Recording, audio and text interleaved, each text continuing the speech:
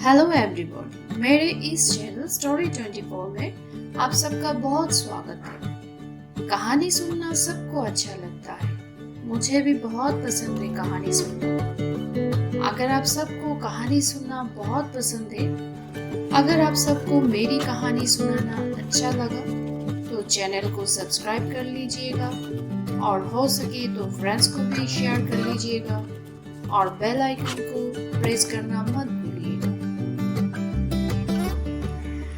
Hello everybody, तो आज सुनाने जा रही हूँ चैप्टर 5 के गुमनाम गलियों के दूसरे पार्ट से। उन्होंने हैरी की स्कूल की किताबें जिस दुकान से खरीदी उसका नाम था फ्लोरिश एंड ब्लड्स। यहाँ किताबें शेल्फ पर छत तक लगी थी।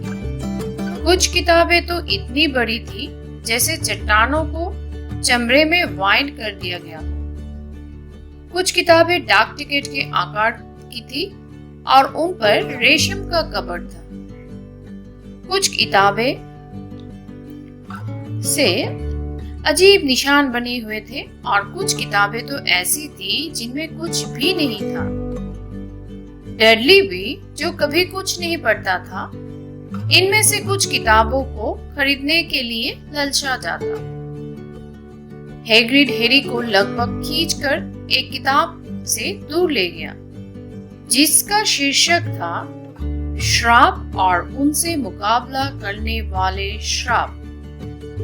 अपने मित्रों को आकर्षित करे और अपने शत्रुओं से नवीनतम तरीके से बदला ले।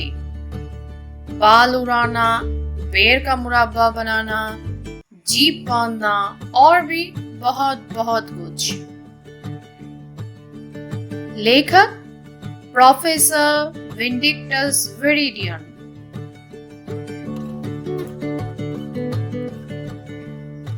मैं ये जानने की कोशिश कर रहा था कि डडली को कौन सा श्राप दिया जाए। हम ये नहीं कहते कि ये बुरा विचार है, परंतु तुम मंगलो दुनिया में जादू का प्रयोग नहीं कर सकते सिवाय कुछ खास स्थितियों की, हैग्रिड ने कहा। और वैसे भी तुम अभी इसमें से कोई श्राप नहीं दे सकते। पढ़ाई करने के बाद ही तुम ऐसा कर सकते हो। हैग्रिड ने हैरी को ठोस सोने की कढ़ाई भी नहीं खरीदने दी। तुम्हारे लिस्ट में लिखा है जस्ते की कढ़ाई, परंतु उन्होंने कढ़ाई में डालने वाला सामान तोलने के लिए एक अच्छा सा तराजू खरीदा और कांसे की एक फोल्डिंग दूरबीन भी। फिर वे औषधियों के दुकान में गए जो सड़े अंडे और सड़ी पत्ता गोभी की भयानक बदबू के बावजूद आकर्षित करती थी। फर्श पर लिसलिसे पदार्थों के ढेर लगे थे। जड़ी बूटियों, सूखी हुई जड़ों और चमकदार पाउडर के मर्तबान दीवार पर लाइन से जमे थे।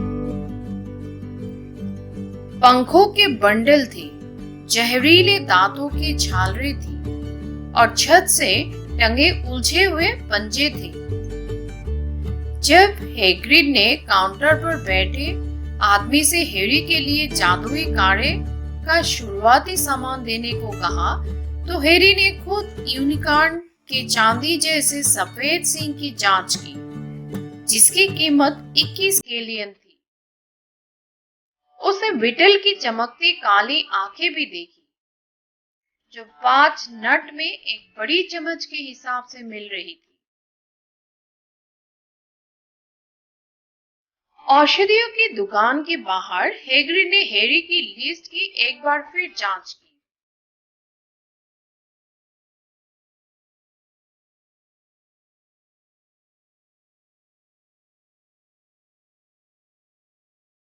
अब सिर्फ तुम्हारी छड़ी बची है, और हाँ, हमने अभी तक तुम्हें जन्मदिन का तोहफा भी तो नहीं दिया है। हैरी का चेहरा अचानक लाल हो गया। आपको देने की जरूरत नहीं है। हम जानते हैं कि हमें देने की जरूरत नहीं है। वैसे हम तुम्हें बता दें कि हम तुम्हें तुम्हारा जानवर देना चाहते हैं। मेंढक नहीं, मेंढक तो सालों पहले फैशन से बाहर हो चुके। लोग तुम पर हंसेंगे और बिल्लियां हमें पसंद नहीं है क्योंकि हमें उनके कारण चीखें आने लगती है। हम उल्लू खरीद देंगे। सभी बच्चे उल्लू चाहते हैं क्योंकि वे बहुत उपयोगी होते हैं। वे आपकी डाक ले जाते हैं और भी बहुत से काम करते हैं। 20 मिनट बाद वे लोग आलम पुल्लू एम्पोरियम के बाहर निकले, जिसके अंदर अंधेरा था। रत्नों की तरह चमकती आंखें थी और पंख फरफराते या हिलने की आवाज आ रही थी। हैरी के हाथ में एक बड़ा पिंजरा था जिसमें एक सुंदर सफेद उल्लू थी जो अपने पंख के नीचे अपना सिर छुपाकर गहरी नींद में सो रही थी। हैरी ने हकलाते हुए धन्यवाद देने से खुद को रोक नहीं पाया और उसकी आवाज प्रोफेसर क्यूरिच जैसी लग रही थी। धन्यवाद देने की कोई जरूरत नहीं है, हैग्रिड ने रूखेपन से कहा। ये उम्मीद मत करो कि तुम्हें उल्लू परिवार से बहुत सारे तोहफे मिलेंगे। अब सिर्फ ओलिवेंडर्स का काम बचा है। ओलिवेंडर्स छड़ियों की एक लौती दुकान है और तुम्हें बेहतरीन छड़ी की जरूरत है। जादुई छड़ी? सच तो यह था कि हैरी इसके लिए बहुत उत्सुक था। आखिरी दुकान सांकड़ी और गंदी थी। दरवाजे पर उभरे सुनहरे अक्षरों में लिखा था, ओलिवेंडर्स, बेहतरीन छड़ियों का निर्माता। 382 BC। धूल भरी खिड़की में रंग उड़ी जामुनी गद्दी पर एक छड़ी रखी थी। जब वे अंदर घुसे तो दुकान के भीतर कहीं एक घंटी बजी। एक छोटी सी जगह थी जिसमें सिर्फ एक टूटी टांग वाली कुर्सी के सिवाय और कुछ भी नहीं था, जिस पर बैठकर हैग्रिड इंतजार करने लगा। हैरी को बहुत अजीब लग रहा था, जैसे वो किसी बहुत सख्त नियम वाली लाइब्रेरी में घुस गया है। उससे बहुत से नए सवाल निकले जो उसके मन में अभी अभी आए थे, और इसके बजाय उसने उन हजारों सैकड़ों बक्सों को देखा जो करीने से छत तक जमे हुए थे। ना जाने क्यों उसे लगा जैसे उसकी गर्दन के पीछे पिछले हिस्से में कुछ चुभ रहा था। यहाँ की धूल और खामोशी में जैसे रहस्यमय जादू भरा था। गुड आफ्टरनून, एक धीमी आवाज आई। हैरी उछल पड़ा। हैग्रिड भी उछल पड़ा होगा क्योंकि तब एक तेज चमराहट हुई और वो टूटी कुर्सी से हड़बड़ा कर उठा। उनके सामने एक बूढ़ा आदमी खड़ा था जिसकी चौड़ी पीली आंखें दुकान के अंधेरे में चंद्रमा की तरह चमक रही थी। हेलो, हैरी ने अजीब तरीके से कहा। अरे हाँ, आदमी ने कहा। हाँ हाँ, मुझे यकीन था आपसे बहुत जल्दी मुलाकात होगी हैरी पॉटर। ये कोई सवाल नहीं था। आपकी आंखें बिल्कुल आपकी मम्मी जैसी है। अभी कल की ही बात लगती है जब उन्होंने यहाँ से अपनी पहली छड़ी खरीदी थी। 10.25 इंची लंबी, सरसराती बिलो लकड़ी से बनी, सम्मोहन के लिए बहुत अच्छी छड़ी थी। मिस्टर ओलिवेंडर हैरी के करीब आ गए। हैरी चाह रहा था कि वे पलकों झपकाए। उनकी चांदी जैसी आंखें थोड़ी डरावनी थी।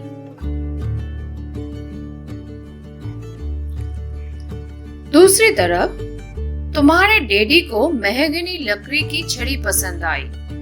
11 इंच, लचीली, थोड़ी ज्यादा ताकतवर और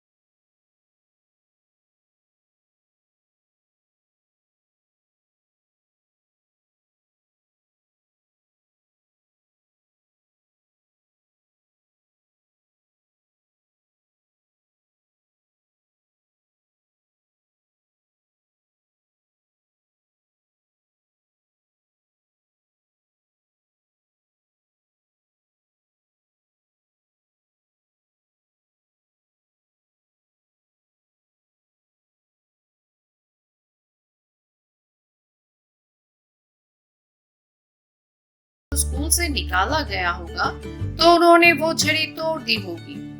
मिस्टर ओलिवेंडर ने थोड़ी कड़क आवाज में कहा।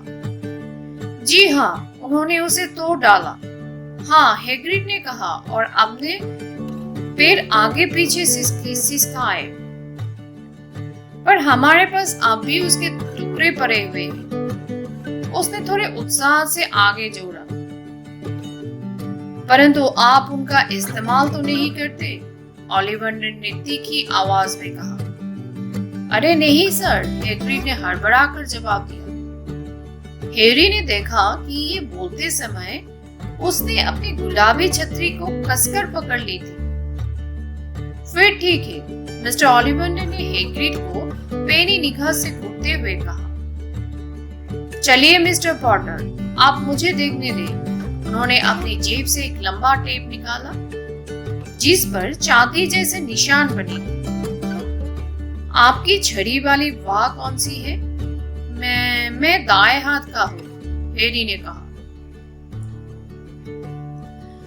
अपने बाएं सामने की तरफ करें, ऐसे। उन्होंने हैरी का नाप लिया, कंधे से उंगली तक, फिर कलाई से कोहनी तक, कंधे से फर्श तक, घुटने से काक तक और सिर के चारों तरफ।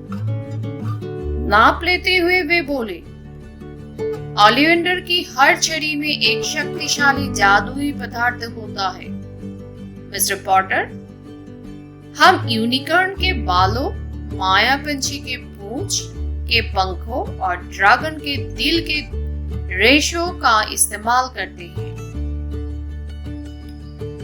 ओलिवेंडर की दो छड़ियां एक जैसी नहीं होती, ठीक उसी तरह जिस तरह दो यूनिकॉर्न, ड्रैगन या माया पंछी बिल्कुल एक जैसे नहीं होते। जाहिर है इसी कारण किसी दूसरे जादूगर की छड़ी से आपको उतने अच्छे परिणाम नहीं मिल सकते।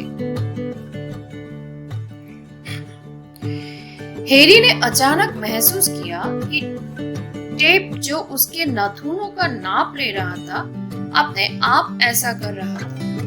मिस्टर ओलिवेंडर शेल्फों के बीच घूम रहे थे और छड़ियों के बक्सों को निकालकर नीचे रख रहे थे।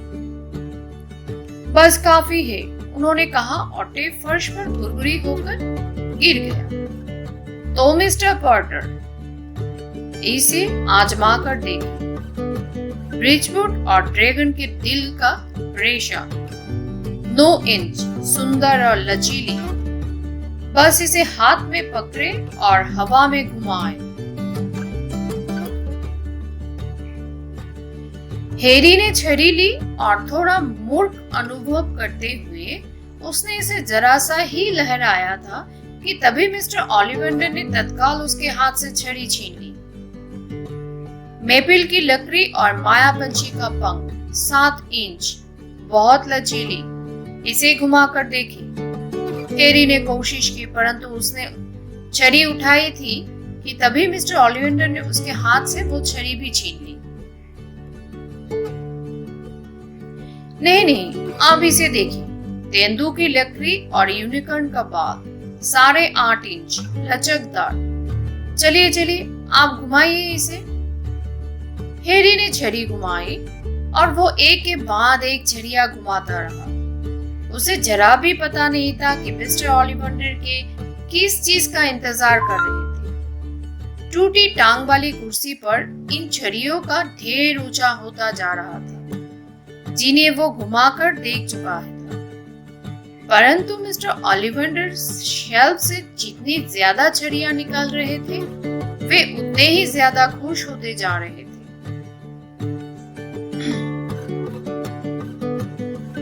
मुश्किल ग्राहक, ऐसा क्या? कोई बात नहीं, हमें यही कहीं आदर्श तालमेल मिल ही जाएगी। मुझे लगता है शायद ये, हाँ क्यों नहीं, असामान्य तालमेल। शूलपर्णी की लकड़ी और माया पंछी का पंख, 11 इंच, सुंदर और लचीली। हैरी ने छड़ी हाथ में ली। उसे पकड़ते ही हैरी को लगा जैसे उसकी उंगलियां गर्म हो गई थी। उसने छड़ी को अपने सिर के ऊपर उठाया और धूल भरी हवा में नीचे की तरफ झटके से ला रहा था। घड़ी के सिरे से किसी आतिशबाजी की तरह लाल और सुनहरी चिंगारियां निकली और दीवारों पर रोशनी नाचती दिखाई दी। शाबाश, हाँ सचमुच बहुत बढ़िया। पर अजीब बात है, बड़ी अजीब बात है। उन्होंने हैरी की छड़ी बक्से में रखकर और भूरे कागज में लपेट दी। वे आप भी बुदबुदा रहे थे। अजीब बात है, अजीब बात है। माफ कीजिए, हैरी ने कहा, पर क्या अजीब है? मिस्टर ओलिवंडर ने अपनी पीली निगाह से हैरी को घूरा। मुझे हर वो छड़ी याद है जो मैंने बची है, मिस्टर पॉटर, हर छड़ी। बात यह है कि उस माया पंछी ने, जिसकी पूंछ का पंख आपकी छड़ी में है, एक और पंख दिया था, सिर्फ एक और। अजीब बात यह है कि यह छड़ी आपको जैसी है, जबकि इसी के जोड़ीदार ने, हाँ इसी के जोड़ीदार ने आपको ये निशान दिया था। हैरी ने थूक निकाला। हाँ, 13.5 इंच सदाबहार की लकड़ी। अजीब बात है कि दुनिया में कैसे विचित्र संयोग होते हैं। ध्यान रहे, हर छड़ी अपना मालिक खुद चुनती है। मुझे लगता है कि आगे चलकर आप जरूर महान काम करेंगे, मिस्टर पॉटर, क्योंकि उसने भी, जिसका हम नाम नहीं ले सकते हैं, बहुत बड़े काम किए थे। भयानक, हाँ पर बड़े। हैरी कांप गया। वो यकीन से कह सकता था कि उसे मिस्टर ओलिवंडर कोई खास पसंद नहीं आए थे। उसने सोने की 7 गैलियन देकर छड़ी की कीमत चुकाई और दुकान से बाहर निकलते समय मिस्टर ओलिवंडर ने झुककर उनका अभिवादन किया। जब हैरी और हैग्रिड छुमंतर गली से वापस लौट रहे थे, तो शाम का सूरज आसमान के नीचे से आ चुका था। वे लोग दीवार और खाली होकर चुके रिश्ते कढ़ाई से होते हुए बाहर आए। जब वे सड़क पर चल रहे थे तो हैरी कुछ नहीं बोला। उसने ये भी नहीं देखा कि अंडरग्राउंड में बहुत से लोग आश्चर्य से उनकी तरफ देख रहे थे, क्योंकि उनके पास अजीब से आकार के बहुत से पैकेट थे और हैरी की गोद में सफेद उल्लू सो रही थी। ऑटोमेटिक सीढ़ी पर चढ़कर वे लोग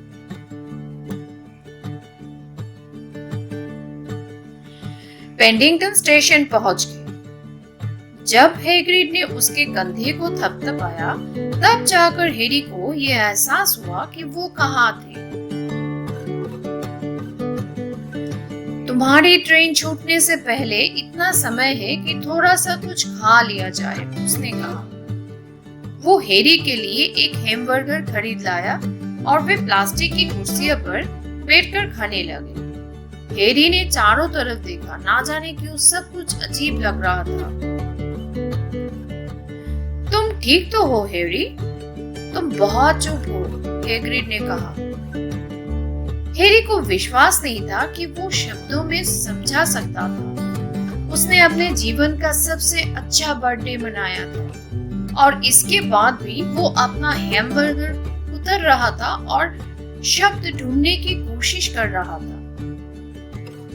उसने अंत में कहा, सभी ये समझते हैं कि मैं खास हूँ। रिश्ती कढ़ाई में बैठे सभी लोग, प्रोफेसर क्लूरिज, मिस्टर ओलिवंडर, परंतु मैं जादू के बारे में कुछ भी नहीं जानता। वे मुझसे महान काम करने की उम्मीद कैसे कर सकते हैं? मैं मशहूर हूँ, जबकि मुझे तो ये भी याद नहीं कि मैं किस लिए मशहूर हूँ। मैं नहीं जानता कि क्या हुआ था जब वो, माफ कीजिए, मेरा मतलब है उस रात को क्या हुआ था जब मेरे मम्मी डैडी की मौत हो गई थी। हैग्रिड टेबल पर आगे झुका। जंगली दाढ़ी और भौरों के पीछे छुपे उसके चेहरे पर बहुत ही दयालुता भरी मुस्कान थी। चिंता मत करो हैरी, तुम बहुत जल्दी सीख जाओगे। हॉगवर्ट्स में हर कोई शुरू से ही शुरू करता है। तुम बिल्कुल ठीक ठाक रहोगे। बस जैसे हो वैसे ही बने रहो। हम जानते हैं ये आसान नहीं है। किस्मत में तुम्हें बाकी लोगों से अलग कर दिया है और ये हमेशा मुश्किल होता है। पर हॉगवर्ट्स में तुम्हें बहुत मजा आएगा। हमें तो आया था और सच कहे तो आज भी आता है। हैग्रिड ने हैरी को ट्रेन में बिठाने में मदद की, जो उसे वापस डर्सली परिवार के पास ले जा रही थी, और फिर हैग्रिड ने उसे एक लिफाफा दिया।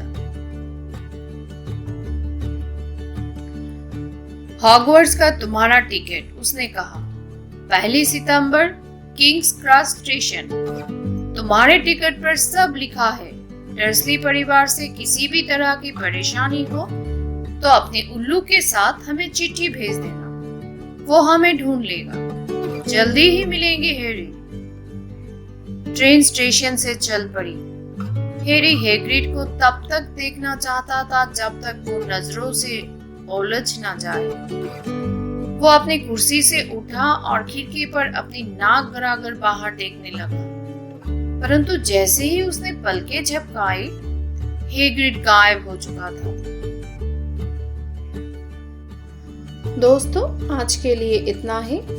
कल फिर मिलती हूँ आपसे हैरी पॉटर और पारस पत्थर के अगले भाग के साथ। तब तक के लिए बाय बाय।